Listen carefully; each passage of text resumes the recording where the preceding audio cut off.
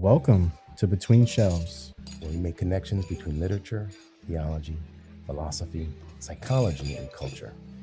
Join us as we explore the interconnectedness of race, spirituality, psychology, and metamodernism.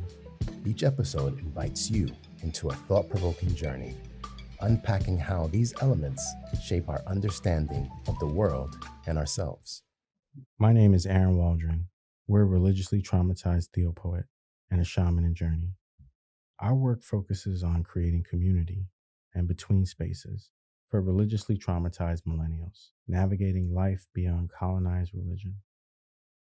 And my name is Rafael Reyes. My work is on the importance of imagination and theopoetics in philosophy and religious pluralism. We invite you to Between Shelves To learn, listen, and become.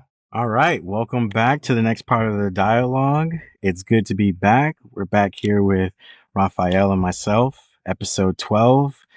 Today we are talking about metamodernism and truth.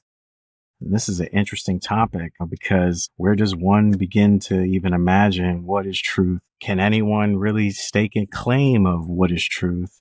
Is it something that can be measured and is binary? These are things that we kind of want to flush out today and maybe pull in some authors, invite some cool authors to help us talk about this topic of truth and help us understand how in a meta-modern framework of thinking, what does truth look like or what can it look like? So you have any initial thoughts, Raphael? Truth in terms of tradition is multi-layered. And there have been these sort of different ways of seeing truth or what is true. And, I'm not considering myself an expert in that. There have been authors that have been writing prolifically on this subject. But when you do the study of philosophy, they always bring in specific understandings of truth. Like, so initially, there's the one called the correspondence theory of truth, right? If you have a belief and it is something that can be verified, like this corresponds to this, and when another person sees it, they can deem that as a truth, right? Or it turns into a fact. And so we see correspondence relating very much to the sciences, right? This correspondence theory of truth that the study of physics deals with the correspondence theory of truth. So that's one piece. And the most simplistic example is the sky is blue. Well, when I look with my eyes, sky is blue, right? As I know it. And that's what they call a correspondence theory of truth. Then they have something called coherence theory of truth. And I'll read this part. A statement or belief is true if it fits logically and consistently within a larger system of accepted beliefs. So if you have these accepted beliefs and you says, well, therefore it means this. Does it cohere? Does it hang well? If you were to put a hanger, if I put this on, will it work? Will it stick? And so that's what, when we talk about a coherence theory of truth, this truth that we talk about, when we use these systems of thinking and these other truths, then it works well. Does it work well or was it not? And then, you have a constructivist or social constructivist view, which is truth is based on that sort of language and context and the cultures that we exist in. They have their own set of truths, right? If, for example, I myself as a Puerto Rican coming from my community have a certain way of understanding what family structure looks like, how we handle, situations, or what are our values and goals when we're looking at careers or statements of faith or belief. In that space are these constructed or socially constructed understandings of truth that could be more stronger, more deeper for us in that sense. So, and then you have like the pragmatic theory of truth, right? Which is if it works, then it's true. Right? That's the most simplest thing, right? And we see this a lot maybe when we're actually working out in the real world, right? We have these hundreds of theories, but I'm going to do the thing that works. So this pragmatic theory of truth, that's just an example. This pragmatic theory of truth is what is the most functional, the most utilitarian at the time? Because then that leads to a truth, because we can build from that. And so these are some theories of truth that have that surround the world that we live in. That's part of the world that we live and exist in today. Um, and I think the truth that we're kind of engaging in our discussion is really just talking about truth and like, is there one truth? Right? And that affects our understanding of a coherence theory of truth or a corresponding theory of truth and all of them. It affects all of that. Is there one ultimate truth? Are there many truths? How are we meant to engage? Should we be focusing only on one and then we kind of poo-poo the rest?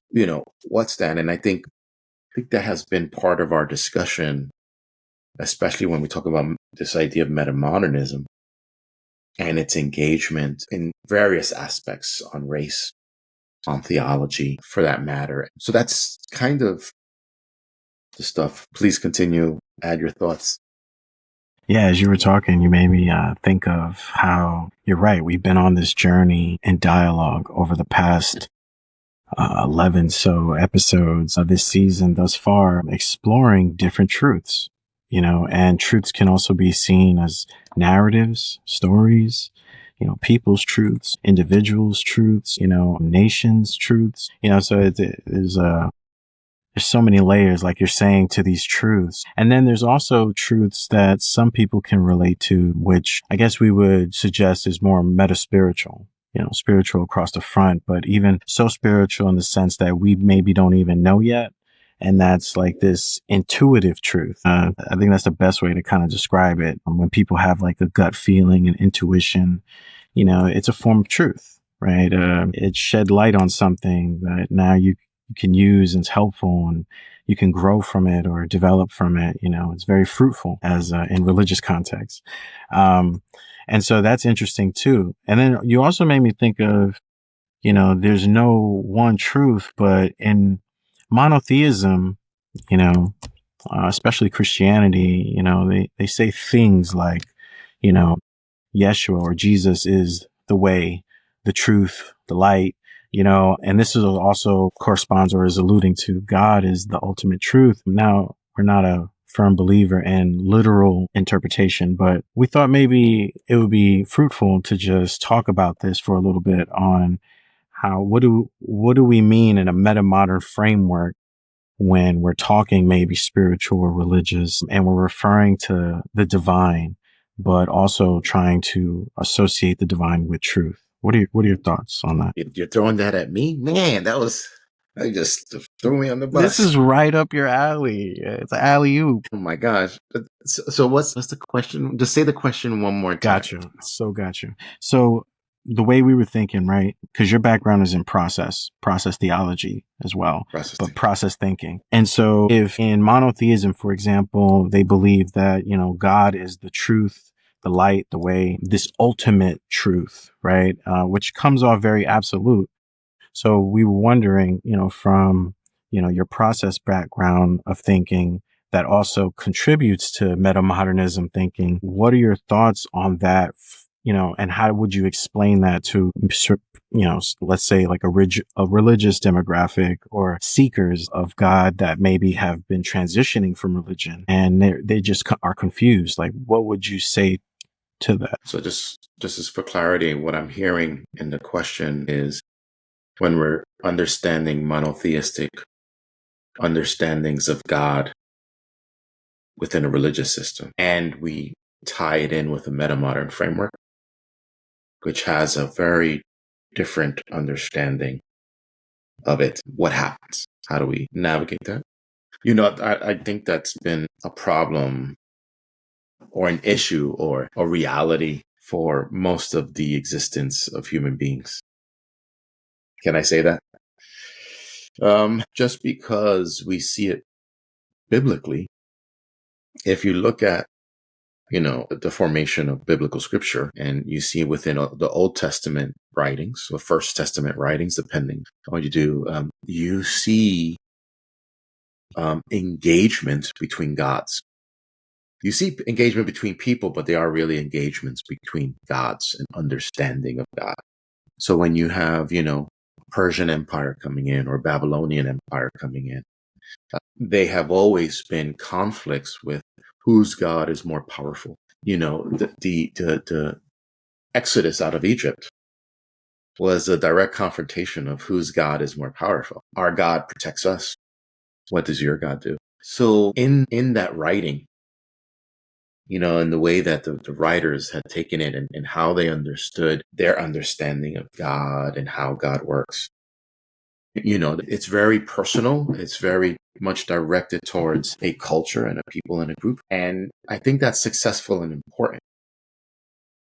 I think that's a very powerful time because it's taking what we felt and what we've experienced and it sort of solidifies it into a series of beliefs or dogmas.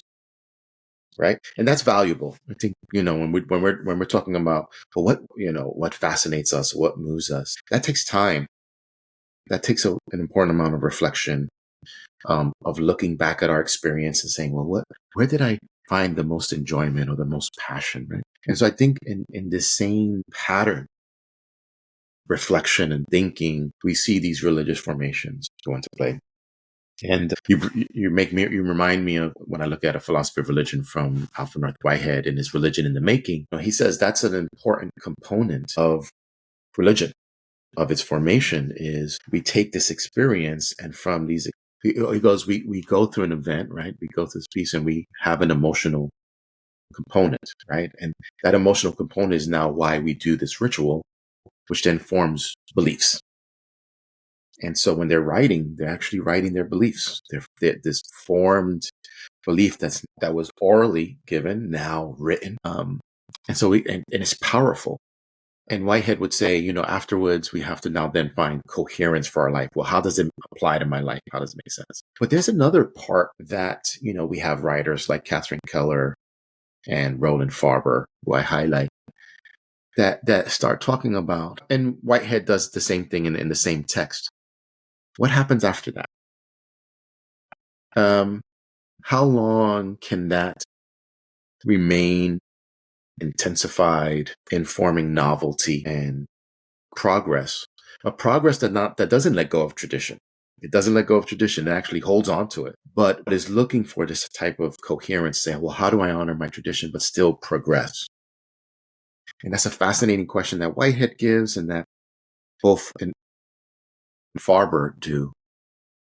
It's sort of this having to come to almost another salvific moment where there's a death and rebirth and saying, okay, now that there's other religious traditions and we're no longer fighting against each other, this is not a fight between my God and your God, but it's an understanding of God. That's a different statement. It's not my God against your God. Now it's, how do I understand God? And I always understood, it's funny. I always understood Roland Farber. He would say, when you become a theologian, your task is no longer to be a Christian or a Muslim or a Hindu. You are seeking God. Now, you might be seeking God through Christian scripture.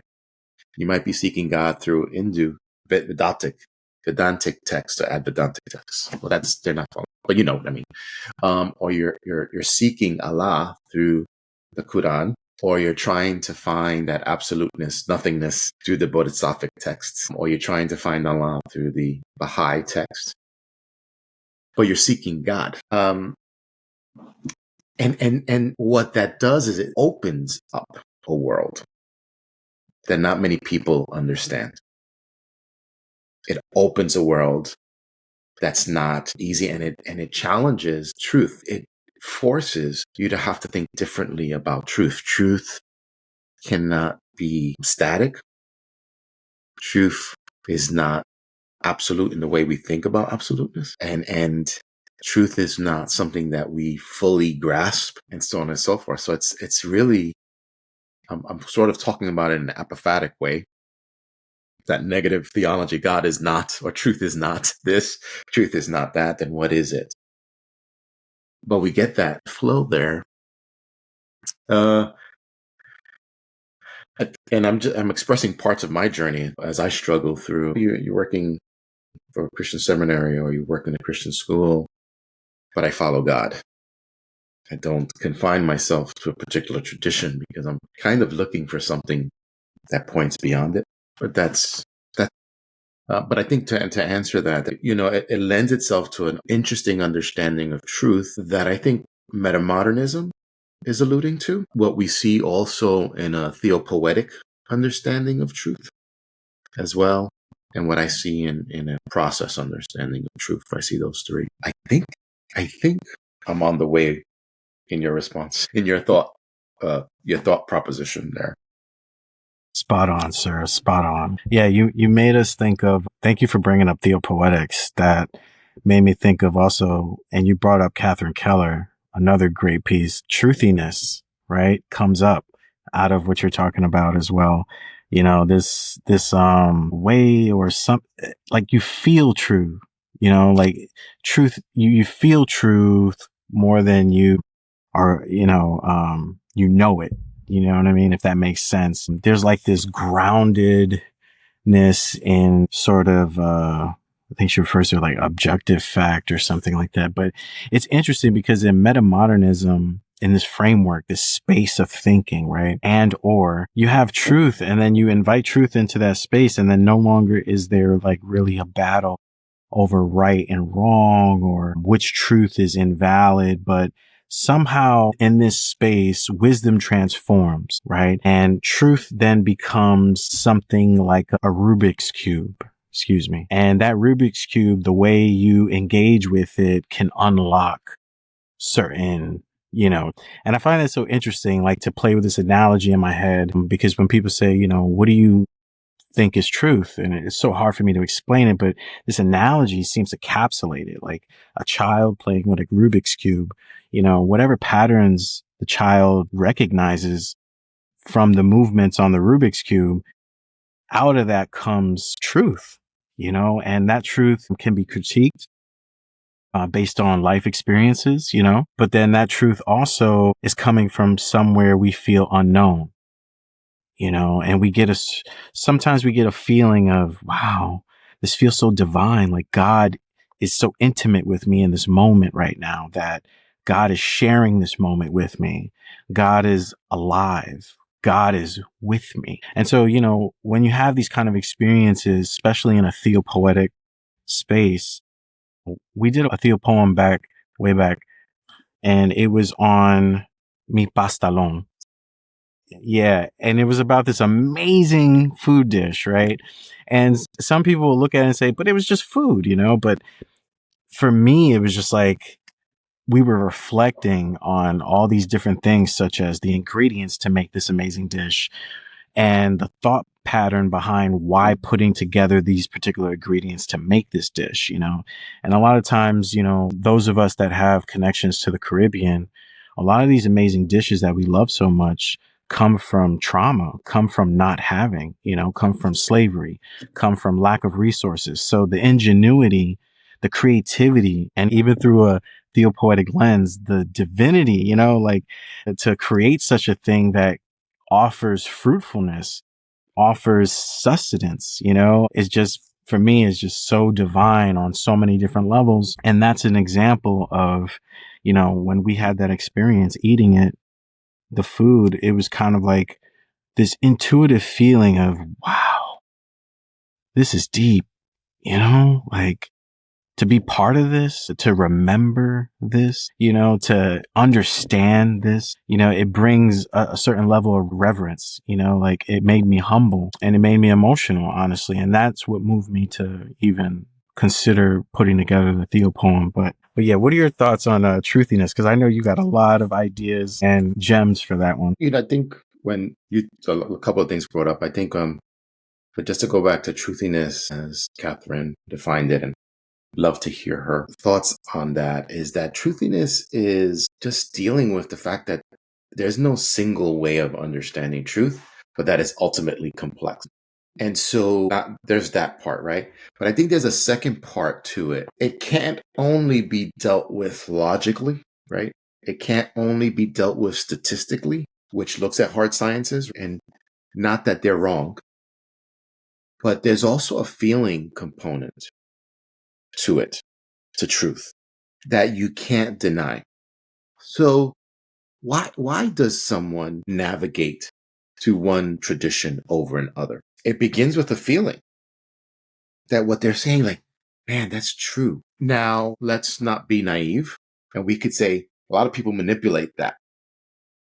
A lot of people manipulate that. So I would want to say, if we truly believe, or when we truly believe in a divine calling, that a person has an honest call to speak the message, right, of the good news, that people can resonate with that, because they're resonating with, here's my situation in the world that I'm in.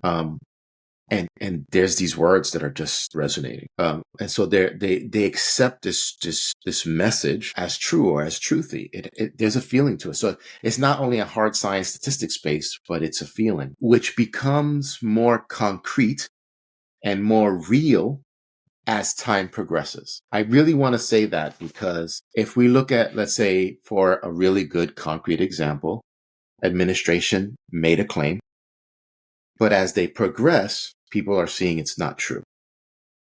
So what they felt is not real. What they felt was a falsification. And then another set of thoughts and ideas come into play. We were fooled. We were bamboozled. Someone gave us a false narrative, because ultimately they really didn't care. They just wanted their goals. They were, in other words, bullshitting, because they didn't really care. They just wanted to make themselves look good and feel good. So I have to make that claim, because I have to nuance truthiness, right? I have to sort of abstract it a little bit to get to what I'm getting at. So I think this truthiness that Keller talks about is saying truth is ultimately complex. We can't rely on just one way of looking at things, because then we're being naive, we're being foolish. And so we have to trust, and you've mentioned this before, we trust in some of this intuitiveness that we have to get at a decision point of truth. And I think I believe that, there's a feeling component. And feeling, once again, is not just the emotional part. I don't think that at all. I think feeling means experience, how we felt about that experience, how we navigated through that experience and now know more. So feeling has a wisdom to it. That feeling has a wisdom to it that allows us to make some intuitive decisions, if I can say that. Yeah.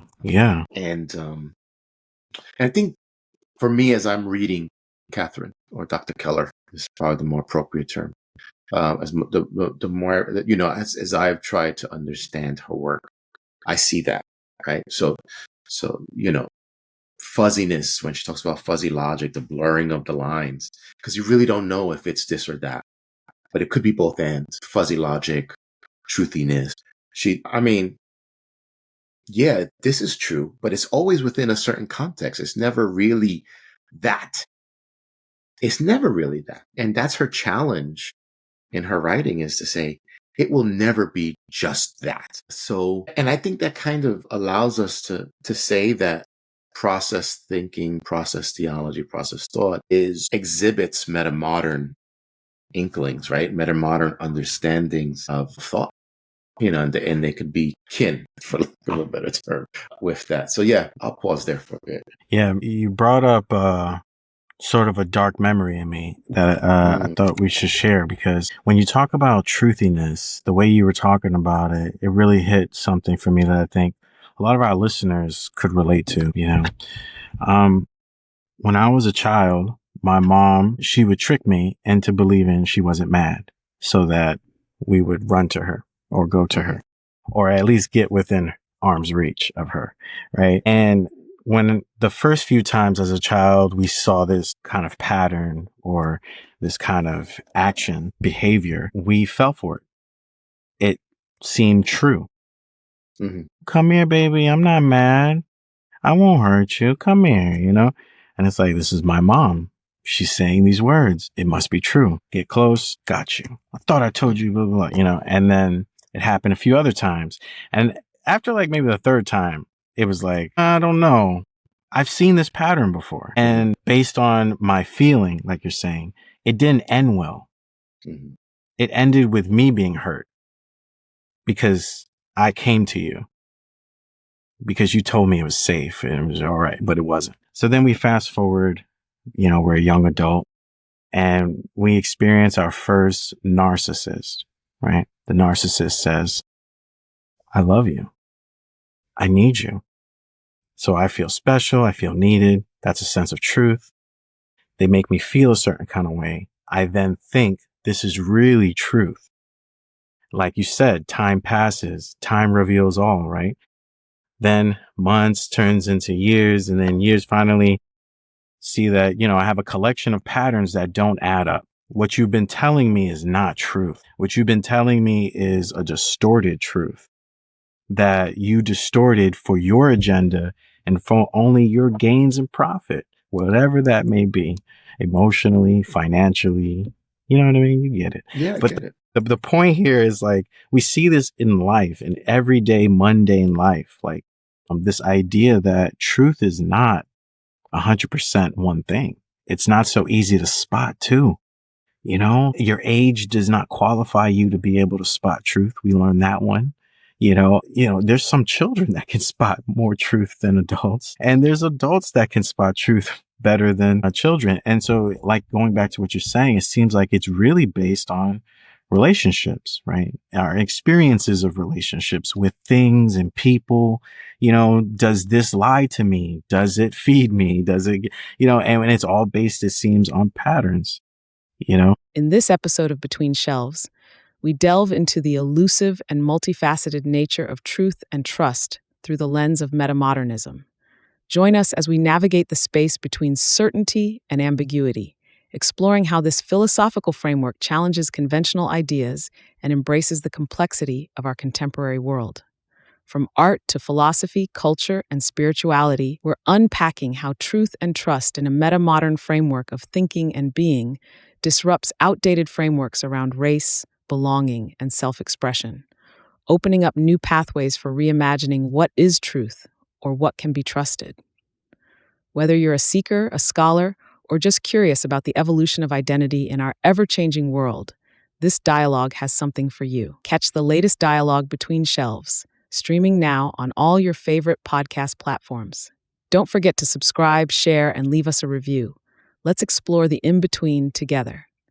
And now, let's return to our dialogue with Raphael and Aaron as we continue exploring how the nature of truth and trust, through the lens of metamodernism, reshapes our understanding of knowing and the ever-evolving journey of becoming in the 21st century. Yes, I think in Alfred North Whitehead, Adventure of Ideas, he talks about truth as recognition of patterns. I don't know what chapter. I'm trying to remember the chapter because it says that he talks about truth as pattern making. I think his understanding is we make truth, discover truth, or make truth. So it is pattern making. We find these patterns, we reveal it. And in part, that's a lot of what he does in his last book, Modern Thought. The last piece he says, part of the role of philosophy is to turn the mystical, that which is hidden, and reveal it. But that will always be an ongoing process, right? We reveal these patterns and then we make propositions of it. And it's never a deductive tool, even though that's part of it. It's an inductive tool. This. We build it. I wanted to go back to what you were talking about, which is I'm grateful you're looking at the psychological effects of trust, right? Of what we think to be truthful. I think my mother will keep me safe.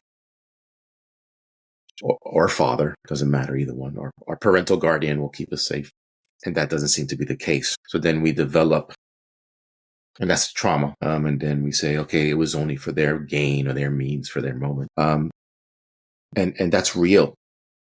That's real. I think the discussions on truth as we're understanding here is in terms of thought and in terms of maybe religion and understandings of God. And we are putting it within a box, whether it's old and smelly, I don't know. But we are what Whitehead would say, we do abstract. This is an abstraction. This is an abstraction because we need to think about it a little bit. And then we're supposed to do, like his example, the flight of the airplane. The airplane allows us to imagine and goes and think, does it work? Does it not work? Where does it need to be fixed or repaired? We go back down, do the work, and then test it again, where he talks about his imaginative generalization. But in the context of that psychological piece and trauma, that adds to our feelings. That adds to these quick responses of, yeah, I'm not going to trust you with that one. Get out of here. And it's felt, and we're able to make these quick decisions from it. And that follows us. What it led me to, though, because you said it was for your own personal gain, right?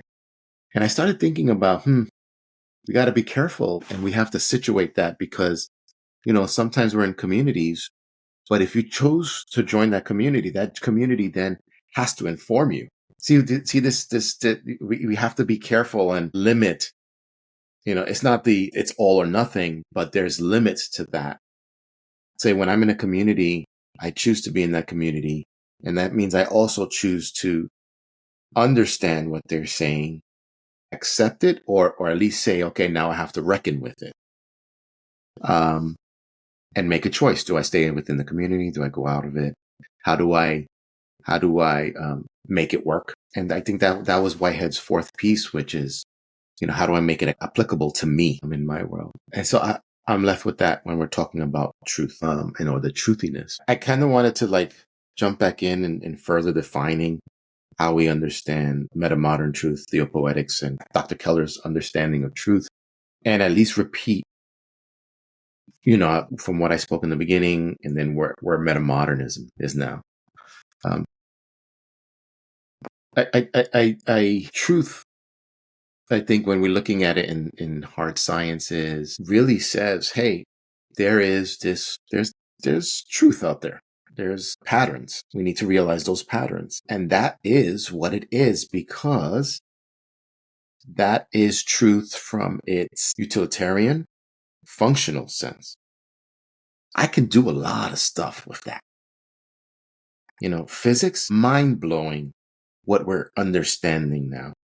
I just read that they found quantum, the quantum function in a human cell. I just read that yesterday. Meaning that this theory that we've been playing out in the world of computers and technology is within the human itself, in the cells, in the atom.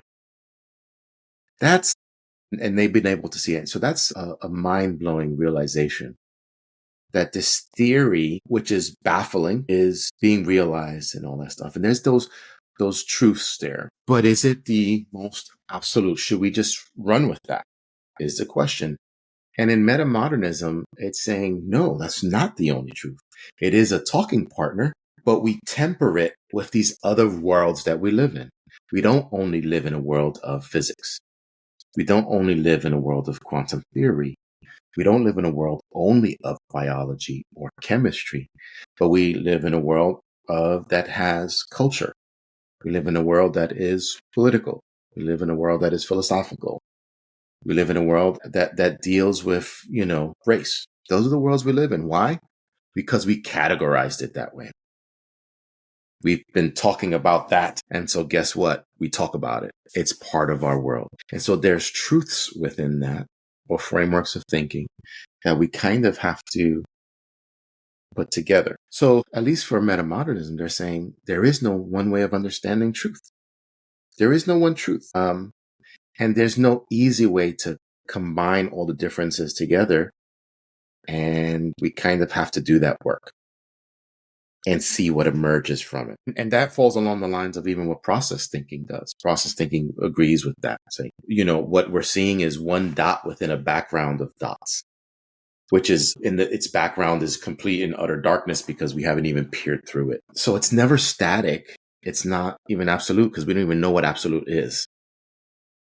It's not static. It's dynamic. It's a constant journeying. And that constant journeying forces us to admit, I don't fully have it. And that's why science becomes helpful, because science says we have a hypothesis. Does it work? Does it work? Does it work? Does it work? After the 10th time, I think we got something and we can work with that. I think we see that in religion. Religion started with one person talking about, here's an experience I had. Oh, I had a similar experience. Oh, I had a similar experience. Wow, this is powerful. And it moves along people and it formulates into a tradition or religious tradition that moves on and so forth. But it's not static. It's not this one. There's many on there. And I think metamodernism understands that as well as process. But that means that we have to be skeptical if we're saying that one overarches another. Healthy skepticism on that. Catherine Keller on her book On the Mystery talks about this conversation she had with a person on a plane, and the person was arguing for one, and she goes, there's another option. We could talk about relativism. The relativism is the understanding that there's many truths, and the goal is not to just like leap it away, just everyone do their own thing, but it's literally an understanding that there's differences, which forces us to congregate, to talk, to relate, and to come at a larger conclusion. When she started talking about that, she said in the story, the guy left, so she wasn't able to continue the discussion. But it's the way of saying truth, because it's multiple, should make us want to be relational, should make us want to propose, to inquire, the way science does. Why is the sky blue? There's a beauty to that. There's a beauty that we find in that. And I'll pause there. Go for it.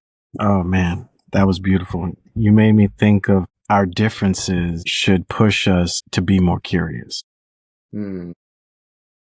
Because based on what you were saying, it sounds like we should just be striving to learn.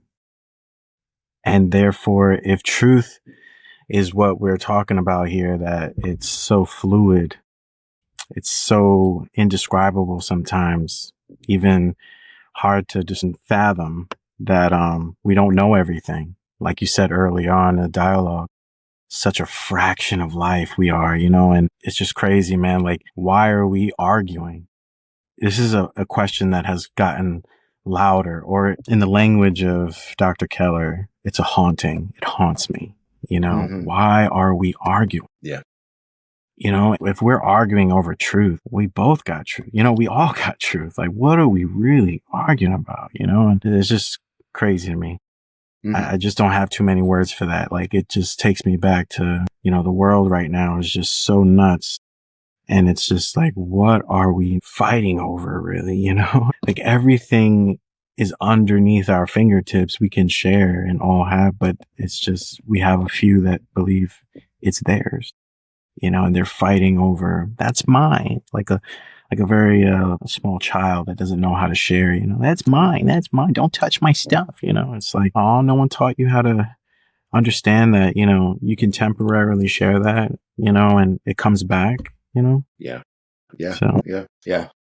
You made me think about, I always talk about this and I'm fascinated by it, but I see its eeriness or concern, at least for me, that there's been a resurgence in debates on which Christianity is the right Christianity.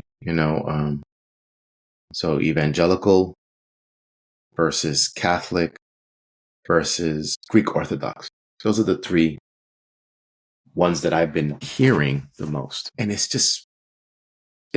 fascinating to me, because what they do is, it is a clear discussion on nuances, the pure abstraction of things. And for me, Whitehead says, you go abstract, you're in trouble, because you can go farther and farther and farther. And the farther you go, the farther you are from the reality that you exist and live in. That abstraction, if we were to take that abstraction 20 degrees off and say, this is it, and then from that, we just live life, we're in trouble, because it's not tested. This is why, for me, that idea of the flight of an airplane, which is Whitehead's example, is this proposition has to fly. And by flying is imagining its possibility, testing out in the real world, like actually flying, and seeing what other problems that come from it. And it's that testing that's so valuable and important. And I don't think that's being done. I think we just say, this is how we should live. That's dangerous. That's dangerous. You mentioned earlier in the podcast or elsewhere, this purification is not good because it's not real, right? So if we erase history, well, that's not real. That's not real, and it's a telling of one history. It moves us away from what really happened and why there's these microaggressions and why there's these retaliations. And so it actually moves us away from where we should be going, which is harmonization, healing, and those things. So, I mean, yeah, those are just some of the realities that I'm seeing now. If I can just highlight just a couple of more things about how metamodernism understands truth. I think I mentioned, we got to be skeptical in thinking that our way is the right way, but it's not the other side, which is relativism. It's like Dr. Keller was saying, that relativism forces us to engage, not to be like, just let it be. Metamodernism does this thing between irony and sincerity. Sincerity is really meaning, okay, this is how I believe. This is what I believe. This is how I believe. But then it's ironic because it's like we also understand that that's limited and that's subjective, right? So that sobering sense, that ironic sense that this is what I believe, but I also believe that it's not the ultimate belief. And I think that oscillating back and forth, I like that term. Metamodernism is taking that term. We oscillate back and forth. I don't think it's a pendulum. I think it's that, like, the infinity sign, the number 8. I think that's there too. The truth for metamodernism is pragmatic too. It has to be useful, right? It's not only truthful, but it has to be useful, right? Whitehead in his process thinking, and Dr. Keller used it as well in Farber, has these pieces of causations. And he goes, we can have a final causation, which is our internal selves of maybe the why. But he goes, whys don't matter. He goes, the efficient causation, which is the how and the pragmatic piece, is the most important because that is the medium by which your final causation is viewed. Okay? He actually calls it a superject, right? When the thing finally happens, is that that's how I think it. The thing that comes out. But that thing that comes out is the efficient. It's that yes that you gave. That's all a person has to work with. That yes. And we'll need to rebuild from there. Why the yes? So you hope that everything that's done prior kind of provides the formation of that yes, right? It's that final causation, but it's always efficient. It's always that pragmaticness and that usefulness and that it's for the now. I made that decision because of the now. I think meta-modern understandings of truth really rely on dialogue to engage and that intersubjectivity. That means it's not only my own thinking, but I have to include others. That means I have to include race as a thinking piece. I have to think of economy. I have to think of culture. I have to think of just add all of those parts together and you get what is this dialogue and what does it look like? What does it mean to be fair and equitable and inclusive in that sense? And I think that then what metamodernism alludes to is that truth is actually constructed. Truth is a constructed piece. I think when we're looking at Catherine Keller or Roland Farber or John Cobb, you will see that. I think you will see those pieces very clearly in their work, but they'll do it in different ways.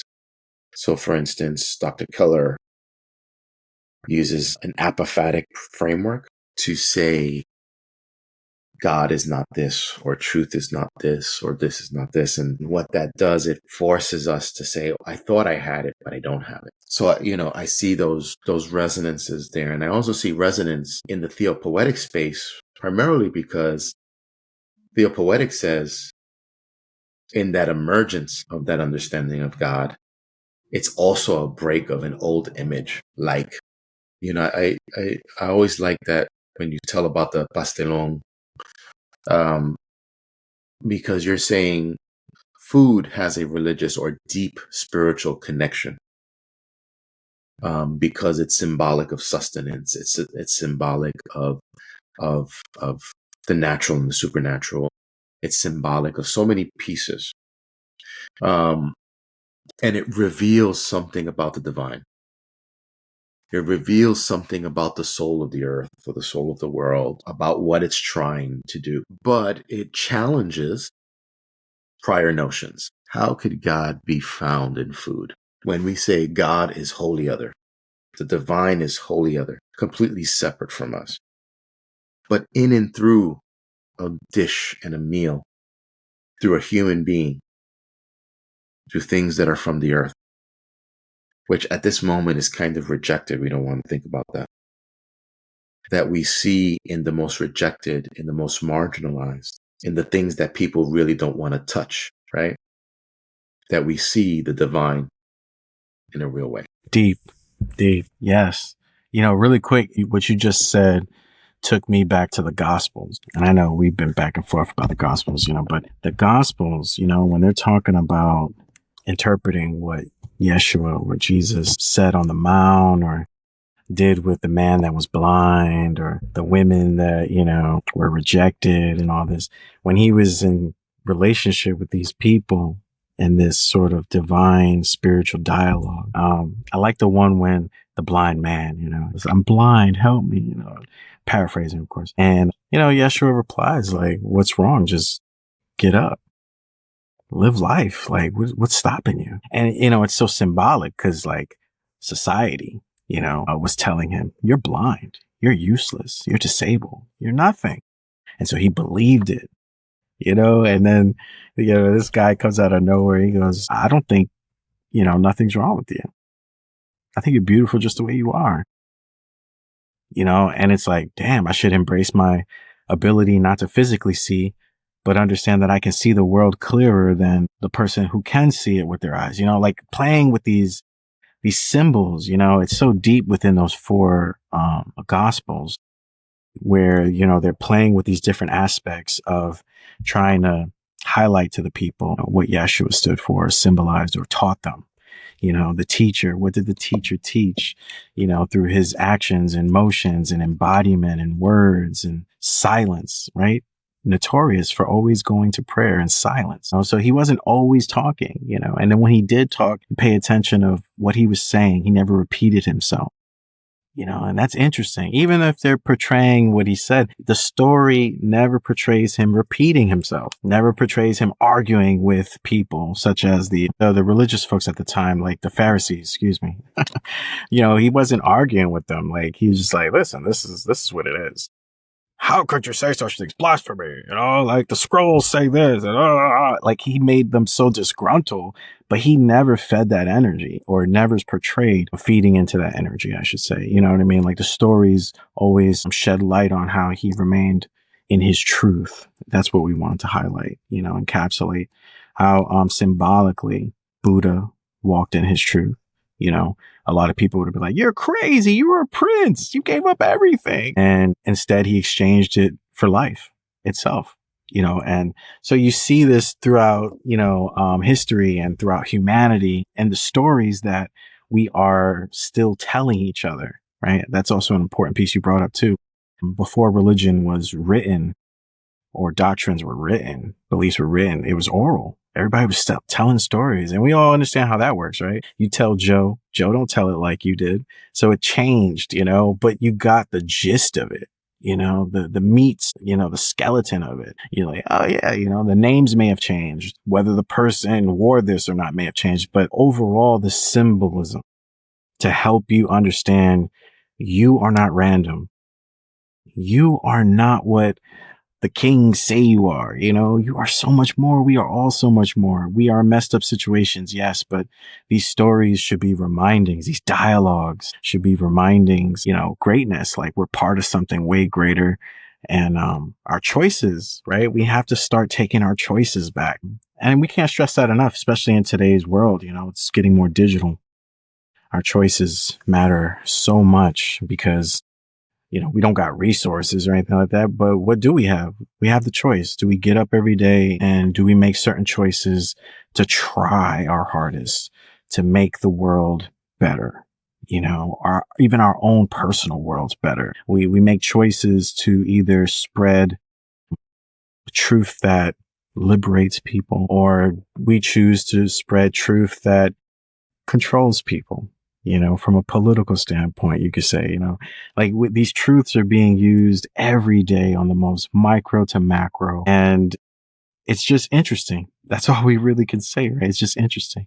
And one more last thing before we end, and close out what you said about, the infinity symbol. It hit me like a mat truck because we realize the infinity symbol is pretty much an intersecting circle. It's a circle that's been twisted. And so there's an intersecting point in the middle. And that made me think, interestingly enough, what if that intersecting point is what, rejuvenates us? And symbolically, we're all going through this, oscillation of an infinity symbol. But when we cross and meet, we get things. Maybe we pick up things, maybe we learn things, and then on to another journey, round back until we meet again, type of thing. Beautiful. That's a beautiful thought there. Because I was thinking of the Ouroboros, which is the circle one, which has an intersecting point in the image itself, because it's swallowing, right? It's swallowing, but that's an intersecting point. It still is. And then the 8 sign, that middle piece has an intersecting point, which is a form of rejuvenation or it's interesting because it means it's either we're seeing ourselves, right, along the way in a parallel sense, or we're seeing everyone else in the other, repetition or something similar, but not quite, because I don't know if it's connected or if it's slightly off. We're only seeing one view of it. So there's a lot of now interesting components that we can think about as we're looking at that 8 sign and things of that nature. So yeah, and we only get a moment to intersect, right? It doesn't last long, and there's not multiple opportunities. It seems like there's a ratio, there's a lot of journeying, and then there's a small amount of interconnectedness, so gotta go. right. But but that intersection or that connectedness throws us on that journey again. So it's pretty cool. That's awesome. Yeah, that's dope. Well, that's it for today. Thank you so much for tuning in. Our next dialogue we have planned is a very special one. They all have been amazing, but next we look forward to having Dr. Keller, onto the podcast during the dialogue and help us go further into what truth is, as well as her works into truthiness, relational theology, and how even metamodernism is something that her work is touching on. Did you have any closing thoughts? Yeah, please. No, it's exciting that we're going to have Dr. Keller with us. Her work on political theology, on climate crisis, on feminist thinking within a process relational framework is, profound and deep. I'm deeply grateful for her work. So it'll just be an honor to have her and to be discussing, like you mentioned, on truthfulness, on how we understand truth, but its implications on a worldly scale, on an ecological scale, and what that means and how it affects our theological thinking. Definitely. On that note, we'll see you next time.